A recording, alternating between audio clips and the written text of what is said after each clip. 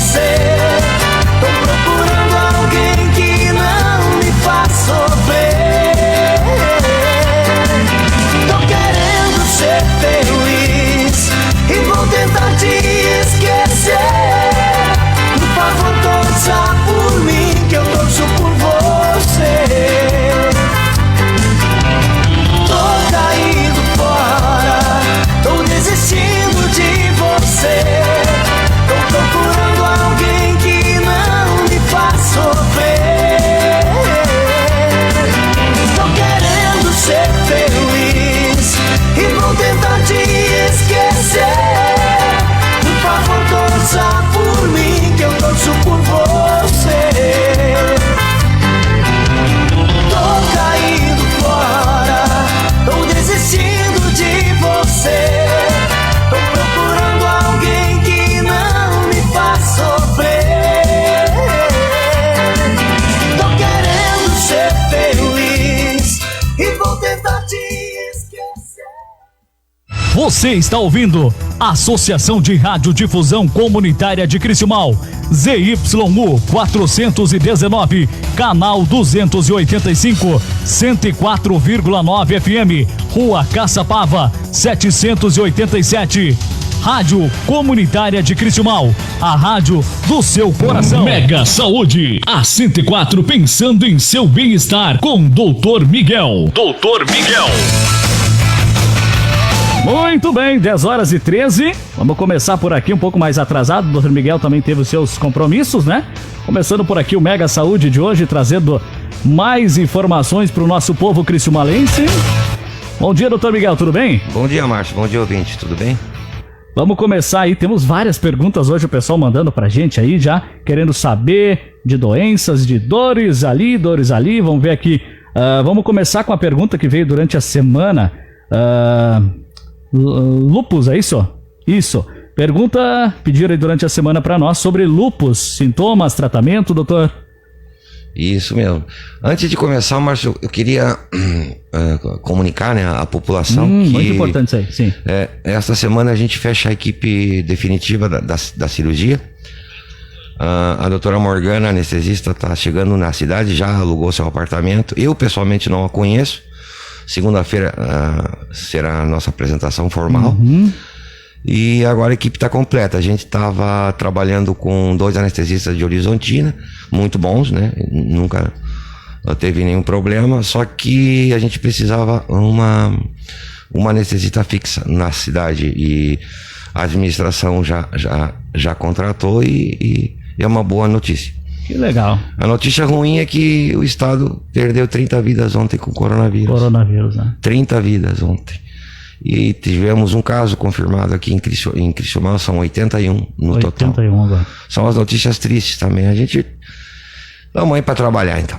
É verdade. Então, gente, lúpus. O lúpus, o nome dele, dessa doença é lúpus eritematoso. Opa, resvalei aqui. Eritematoso sistêmico. Nome complicado, né?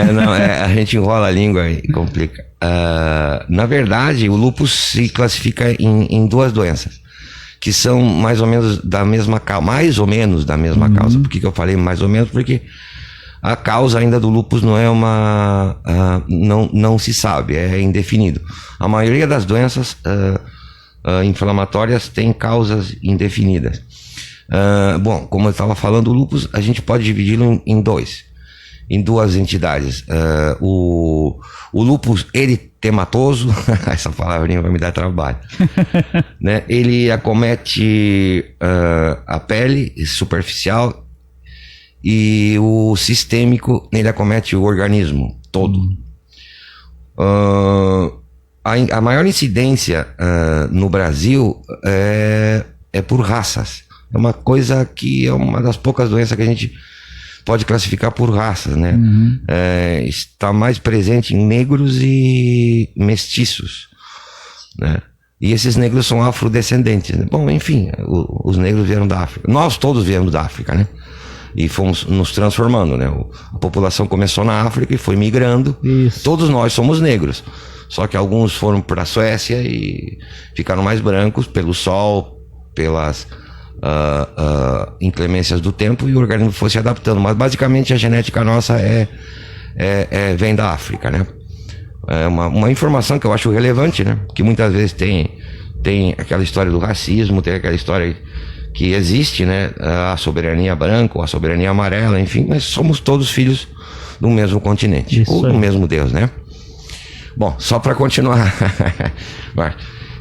Bom, o lúpus é uma doença inflamatória, basicamente inflamatória. Ela é autoimune. O que quer dizer autoimune? Que são as próprias células do organismo que num determinado momento da vida, geralmente entre 20 e 25 anos, elas tentam destruir o nosso próprio organismo. Eu vou te dar um exemplo básico assim. Todo ano tem campanha de vacinação para certas doenças, né? Então, vamos supor, eu vou me vacinar contra a gripe. O que eu vou colocar? Eu vou colocar um vírus, e esse vírus vai agir no nosso organismo para gerar anticorpos para combater uma possível infecção que a gente possa ter por algum vírus que foi inoculado, né? Que está no ar e que ele foi inoculado na gente, né? Então a gente tomou essa vacina para gerar anticorpos para combater uma futura infecção. O lúpus é muito similar. Em determinado momento da vida a gente fica com anticorpos anti-células do nosso organismo, né? Então esses anticorpos tendem a destruir o nosso organismo, ou seja, que é como que se a gente estivesse se autodestruindo. É uma coisa dramática. As manifestações cutâneas, né? Elas vão desde manchas no rosto, a famosa asa de borboleta que pega, né, as maçãs do rosto. É isso. E todas as áreas expostas ao sol. Tipo, as mulheres geralmente usam decote, né? E com contato com o sol, tendo lúpus, fica essa mancha definitiva pro resto da vida. Ela pode pegar cotovelos, ela pode pegar dorso, ela pode pegar colo, né? Porque também pela saia ou pelo short, né? E essa doença evolui para inchaço das articulações grandes, né? Ela evolui para inchaço dos joelhos, ela evolui para todas as articulações importantes do nosso organismo, cotovelo, mãos, e a pessoa fica inchada. A parte mais dramática da doença é quando ela começa a atingir todo o organismo. Ela comete pleura, né, que é a camada de revestimento do pulmão, produzindo pleurite. Ela pode acometer pericárdio, que é também a camada que envolve o coração e gera pericardite. E o mais dramático, o mais temido do lúpus é quando acomete rim, e levando uma insuficiência renal, muitas vezes diálise e muitas vezes a morte. Tem outras manifestações maiores ou menores. O diagnóstico de lúpus se faz basicamente com a clínica. Quando a gente tem lesões de pele, né, somadas a algum tipo de lesão sistêmica, com certeza nós estamos frente a um lúpus. Exames laboratoriais, eles são muito imprecisos. O mais pedido é o FAN, que é o fator antinuclear. Só que ele não é um diagnóstico de precisão, porque tem muitas doenças que cruzam com o lúpus, muitas doenças inflamatórias que cruzam com o lúpus, e a gente pode fazer confusão e não acometendo órgãos importantes, né? E tem 2 ou 3 exames que são recomendados pela Sociedade Brasileira de Reumatologia, também são exames de estudo molecular, só que esses exames dão certeza só de 40% dos casos. Então, novamente, temos uma doença que é difícil de ter um diagnóstico de certeza, né? É uma doença grave que está sendo estudada até o dia de hoje, com muita gente trabalhando nisso, procurando cura, procurando causas. Tem muitos relatos que a pessoa não tem predisposição, porque se estudam 3 linhas de etiologias, de causas, né? A primeira seria genética, mas ainda não estão determinados os genes específicos para lúpus. Então, tá difícil. Depois, uma causa ambiental. E essa causa ambiental a gente pode dividir em 2. Uma infecção bacteriana ou viral, que a pessoa é acometida durante um certo período da vida, geralmente, como eu te falei, entre os entre os 15, 16 até os 20 anos, até os 25 anos, que é a maior incidência da doença, e que essa bactéria ou esse vírus, geralmente vírus, transforma o nosso organismo, faz com que ele se defenda dessa doença e acaba atacando o próprio organismo. Então, ele vai lutar contra esse vírus e acaba lutando contra todo o organismo. Perdão. E a outra causa seria fatores irradiantes. Seria o sol ou outro tipo de irradiação que afete a pele, que mude, que transforme a pele. Essas são as 3 linhas de investigação, Márcio, em grandes centros mundiais, e está se lutando para melhorar.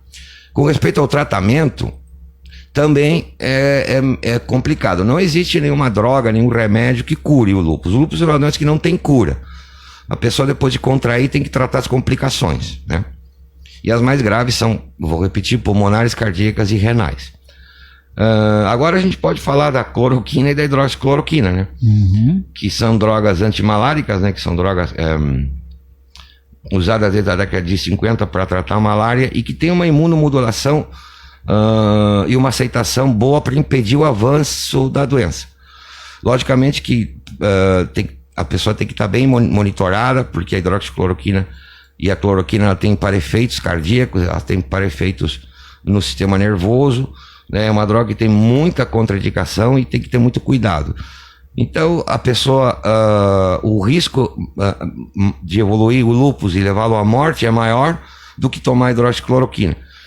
Então, é o tratamento de escolha. A hidroxicloroquina é sempre monitorada pelo reumatologista ou, no caso, se for uma comunidade pequena como a nossa, que não existe essa especialidade, seria monitorado pela medicina das unidades de saúde ou nos consultórios particulares. Certo. E, por último, nas crises de dor, a pessoa pode ter períodos de febre não muito alta, indisposição, cansaço, desânimo, né, articulações inchadas. Então, nessa fase se usam os corticoides, que são anti-inflamatórios hormonais, que amenizam os sintomas, não curam a doença, mas amenizam os sintomas. E aí o parefeito mais comum dos corticoides é a famosa cara de lua cheia, né? Cara de lua cheia, a pessoa fica redonda, ganha peso, incha todo o corpo, mas não tem aquelas dores insuportáveis da doença. Mais ou menos é isso, Márcio. Uma explanação rápida, assim. Temos também, a pessoa mandou pra gente aqui. Olá, pergunta para o Dr. Miguel. Eu tenho muita queimação no estômago, muita azia. Será que isso pode ser úlcera gástrica? Qual seria o melhor tratamento para isso? Perfeitamente, Márcio. Eu sou da época que não tinha muita endoscopia, tinha muito pouco, né? E geralmente a gente tratava as doenças do estômago, do esôfago, pelos sintomas, né? Então a gente classificava essa dor ou essa azia em 2 partes, né? Uma que, se fosse uma dor que a gente sente a dor, come e passa, ou a gente tá sem dor, come e dá essa dor. E a gente classificava assim: quando a dor era produzida sem alimento, era uma esofagite. Quando a dor era produzida pela entrada do alimento, tinha grande possibilidade de ser uma úlcera gástrica. Pelos sinais e sintomas que foram relatados agora pelo ouvinte, está aparecendo uma úlcera gástrica, assim. A gente não tem certeza, né? Como eu te falo, antigamente a gente tratava sinais e sintomas, não existia nem o inibidor da bomba de prótons, que é o omeprazol, o pantoprazol, né? Que o advento desse medicamento levou ao prêmio Nobel de 2 australianos, porque eles descobriram a presença de uma bactéria chamada Helicobacter pylori, que tem uma íntima relação com a formação de úlcera. A úlcera em si, ela é uma doença vascular. É muito discutido também a origem da úlcera. Mas a úlcera gástrica tem o mesmo mecanismo de formação que a úlcera do membro inferior. Vamos falar, por exemplo, a pessoa tem diabetes, né? E tem uma dificuldade circulatória, né? O açúcar que está no sangue vai comendo as veias vão se deteriorando, vão furando, vamos dizer assim, vão estourando e vão formando as úlceras, né? A formação das úlceras gástricas é independente do diabetes, mas o mecanismo de ação é muito similar. É um defeito que tem na circulação, tanto venosa como arterial, que estouram a vasculatura do estômago por dentro, né, na parte da mucosa, e forma um buraco que vai formando a úlcera. Só que a úlcera tem esse agravante, ela é intimamente relacionada com o Helicobacter pylori. O Helicobacter pylori, além de piorar o quadro da úlcera, ele provoca câncer gástrico. Isso aí está comprovado.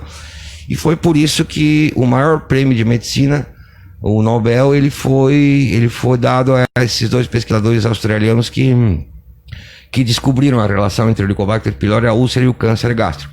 Tanto é que, como na época, eu não me lembro o ano, 1980, 1978, uma coisa assim, eu não me lembro. Só sei que faltava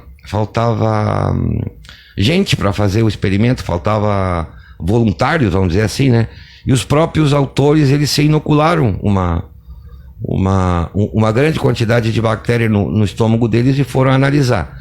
Teve final trágico, né? Um deles pegou úlcera, que foi uma úlcera enorme, e o outro pegou câncer. E aparentemente morreu dessas complicações. Ou seja, que eles fizeram um trabalho enorme para a humanidade com um tremendo sacrifício. Então, Márcio, só para complementar, possivelmente seja um caso de úlcera, e hoje em dia a gente tem a tecnologia da endoscopia digestiva alta, e seria a melhor maneira de a gente fazer um diagnóstico de certeza. Para ter certeza. Né? Isso. Aí a gente aproveita, faz o exame, olha o esôfago, olha o duodeno, faz as biópsias, enfim, vê se tem bactéria, se não tem, que também é muito parecido com o sintoma da esofagite, mas a gente tem que ter certeza que é o ácido que sai do estômago e vai para o esôfago. Mas possivelmente seja uma úlcera. O que eu recomendo antes de fazer qualquer tratamento definitivo, procurar o serviço de saúde e solicitar ao médico o exame que é acessível, e Cristiumal tem perfeitamente esse exame, inclusive eu faço o exame, né? E está indo bem. A gente também consegue ser referência regional hoje para endoscopia e colonoscopia, tanto diagnóstica como terapêutica. Temos mais perguntas aqui, doutor.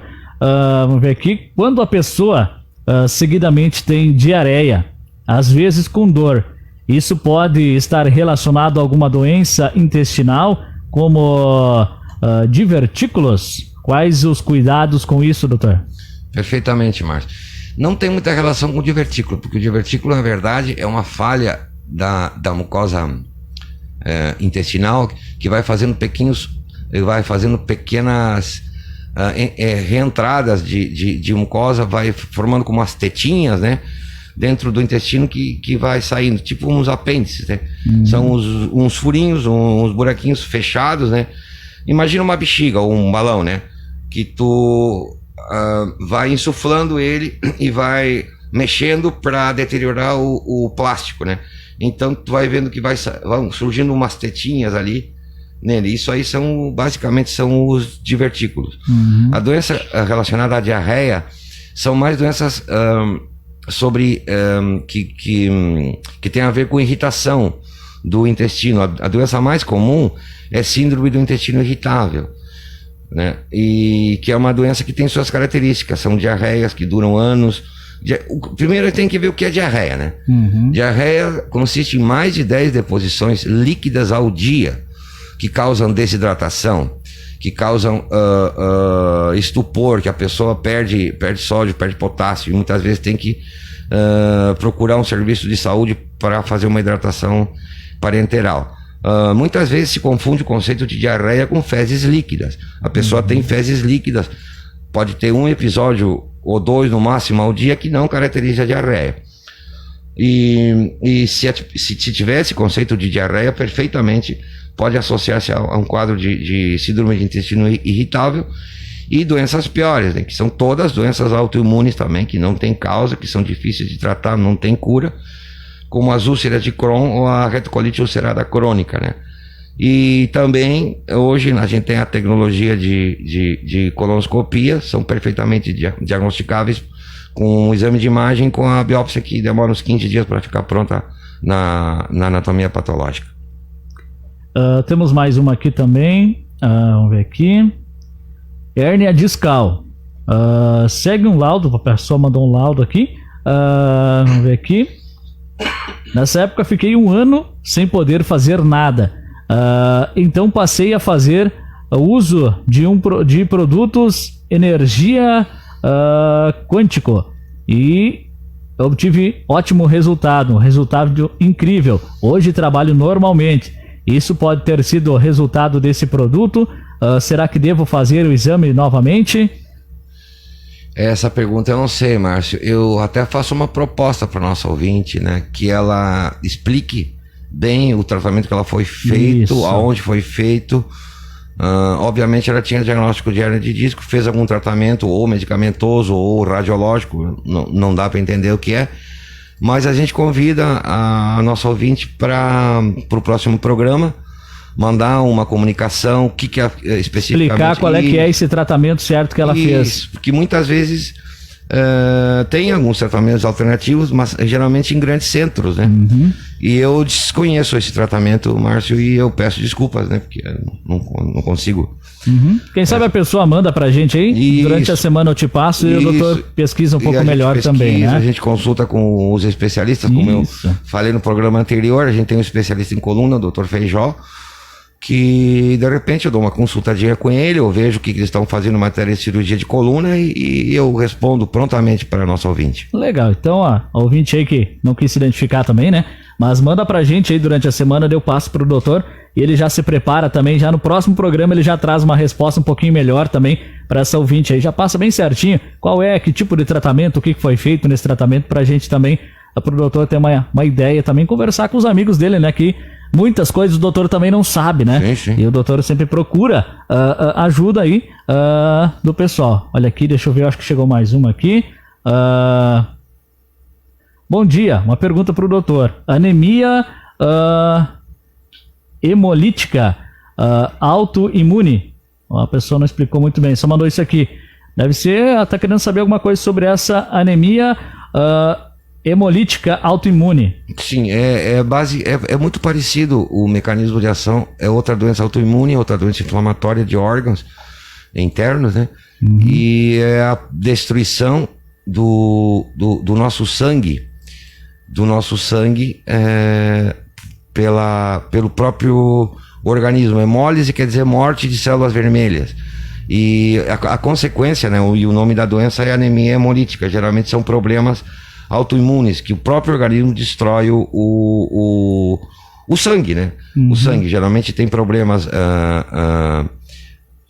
que o baço é o órgão encarregado de matar os glóbulos vermelhos a partir de 90 dias de circulação, e o tratamento geralmente é tirar o baço, né? E passar a vida inteira tomando corticóide. Só que também é outra doença que não se sabe muito, mas o único tratamento que tem para essas anemias graves, né, para anemia hemolítica, é a retirada do baço. Uhum. Se pensa muito, eu já fiz muito isso de esplenectomia por anemia hemolítica com indicação dos hematologistas. É muito difícil chegar numa conclusão, é muito difícil chegar, mas quando chega, nós temos que fazer essa cirurgia e a pessoa vai passar o resto da vida tomando corticoide.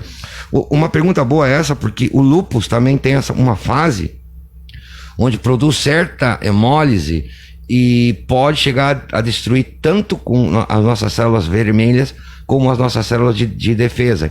Então tem uma fase que está sendo bem estudada agora do lúpus que produz anemia hemolítica. E está se vendo certas semelhanças entre o lúpus e a consequência, que é a anemia hemolítica, e está se tratando mais ou menos com as mesmas medicações. Só que é dramático, né? Quando chega num ponto porque a doença não tem cura, né? Uhum. Aí a gente tem que tomar medidas que muitas vezes mutilam a pessoa mais para salvar a vida, né? É que nem uma amputação de uma perna com uma ferida infecciosa, a gente tem que optar, uhum, né? E são decisões que doem tomar, mas tem que ser tomada. Até teve, né, doutor, nós comentávamos sábado, né? Teve uma amputação de uma perna, né? Aqui na cidade de Criciúmal. É uma cirurgia, vamos dizer assim, uma coisa bem complicada para a pessoa e também para o senhor tomar uma decisão dessa, né? De ter que fazer isso, né? Já é a segunda, Márcio. A segunda? Por mesma causa infecciosa, produzindo anemia. Os 2 pacientes, inclusive, são primos em 3º grau.